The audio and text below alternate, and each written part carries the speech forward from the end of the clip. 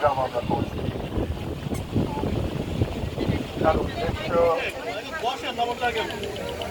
মাইকটা আনা যায় না, অফিস থেকে বড় মাইকটা আনা যায় না।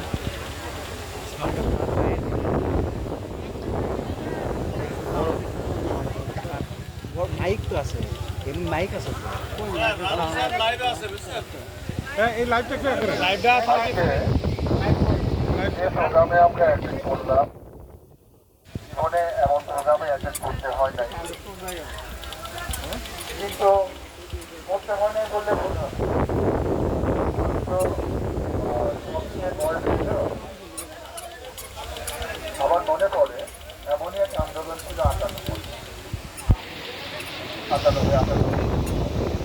আমরা এখানে দাঁড়াতে পারি, যে কোনো অন্যায় বিরুদ্ধে আমরা যখন একত্রিত না হতে পারি, সবাই একসঙ্গে না হতে পারি, তাহলে অন্যায় প্রতিবাদ করে আমরা আমাদের দাবিতে বন্ধ করতে পারি। আজকে কোনোদিন হয়তো কেউ ভাবে যে আশিটা বুদ্ধিজীবী সমিতি তথা সকল স্তরে 40-42 হাজার আমাদের সহকর্মীরা এভাবে একসাথে হবে। কেন হলো কেন হলো কেন ছাত্ররা যদি আমরা করতে থাকি, তাহলে দেখবো এটা একদিনের সৃষ্টি না। কারণ আমরা শ্রম দেবো আর তারা বসে বসে শ্রম করবেন, এটা কখনো হতে পারে।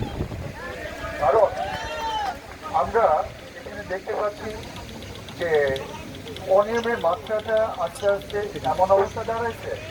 আমি যদি এভাবে বলতে চাই যে আমি একই শ্রম দেবো, আমি রোড লেভেলে এই যে 12 বলবো না, আসলে যে 17 কোটি মানুষ হলে আমরা 15 কোটি বা 14 কোটি নৌকরি সেবা নিয়ে যাচ্ছি, আর তারা ওখানে বসে বসে করে ঘুরাচ্ছে। একই শ্রম দিয়ে যাবো, কেউ নিয়মিত, কেউ চুক্তি, কেউ লেভেল 1, সব নাম নতুন নতুন